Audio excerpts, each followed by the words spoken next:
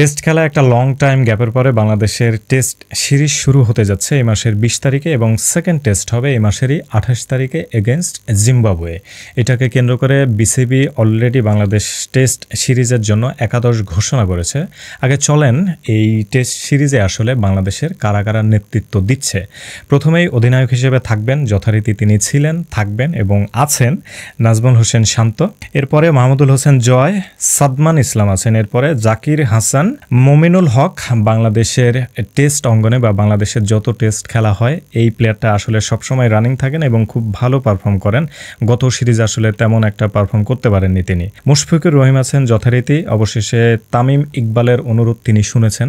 সব জায়গা থেকে তিনি অবসর ঘোষণা করলেও তামিম ইকবালের রিকোয়েস্টে তিনি টেস্ট হয়তোবা খেলছেন। যাই হোক, মুশফিকুর রহিম আছেন। এরপরে মহিদুল ইসলাম অঙ্কন, এই প্লেয়ারটা নিউ এবং চান্স পেয়েছেন লিটন দাসের কারণে। লিটন দাস পাকিস্তানে পিসিএল খেলতে যাওয়ার কারণে মহিদুল ইসলাম অঙ্কন তিনি চান্স পেয়েছেন। এরপরে আছেন জাকির আলী অনেক, তারপরে আছেন মেহেদি হাসান মিরাজ, ইনি থাকবেন সহ অধিনায়ক হিসেবে। তাইজুল ইসলাম বাংলাদেশ টেস্ট খেলার একজন নিয়মিত স্পিনার, খুবই দুর্দান্ত এবং ভয়ঙ্কর একজন স্পিনার। কেন এই প্লেয়ারটাকে আসলে আমরা ওয়ান ডেতে রেগুলার দেখতে পাই না, এই কোশ্চেনটা আমার আছে, আমি এই কোশ্চেনগুলো সামনে করব ভিডিওতে। নাইম হাসান আছেন। এরপরে নাহিদ রানা আসলে পিসিএল এর জন্য চান্স পেয়েছেন। পিসিএল অথরিটি তাকে ফুল টাইমের জন্যই চেয়েছিলেন। বাংলাদেশ অথরিটি তাকে পিসিএল এর জন্য ছাড়বে, এনওসি এর কোনো সমস্যা নেই, কিন্তু প্রথম টেস্টটা খেলার পরে তাকে ছাড়া হবে।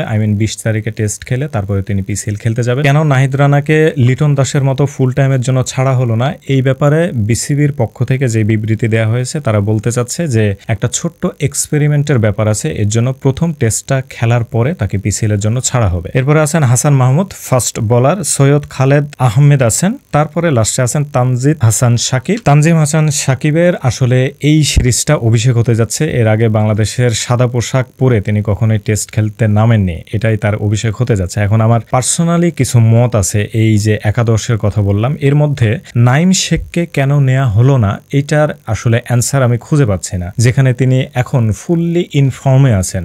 আমি একটু পরিসংখ্যানটা বলি, তিনি গত বিপিএল এ 511 রান করেছেন এবং এইবারের যে ঢাকা প্রিমিয়ার লিগ হচ্ছে এখানে তিনি 9টা ইনিংস খেলেছেন, এখন পর্যন্ত রানিং চলতেছে, অলরেডি 509 রান করেছেন।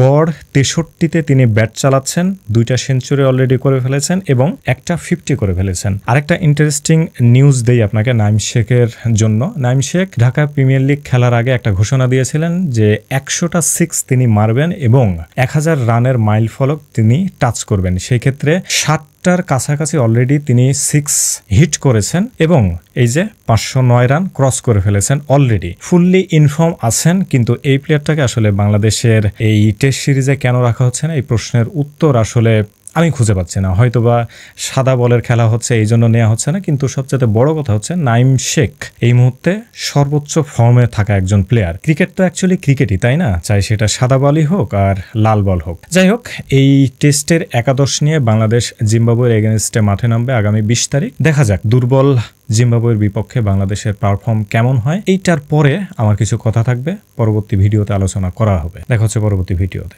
খোদা হাফেজ।